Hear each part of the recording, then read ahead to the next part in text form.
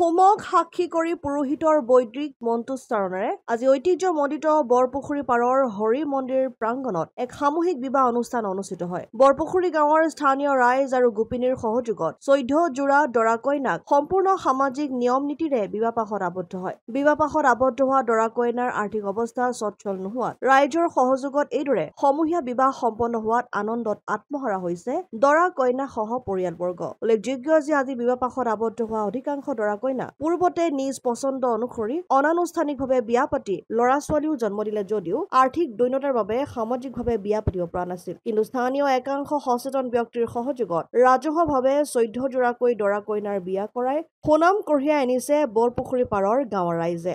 নমস্কাৰ, আমি বৰপুখুৰী পাৰৰ সমূহ ৰাইজৰ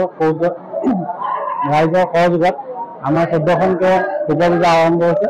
তাতে আমাৰ বহুত সুখী, সকলোকে ভাল লাগিলে। ৰাইজৰ সহযোগত ইমানখিনি কাম কৰিব পাৰিছে যে বৰপুখুৰী পাৰ গাঁৱৰ ৰাইজ আই মাতৃসকলে ইমানখিনি সহায় কৰাৰ কাৰণে ধন্যবাদ।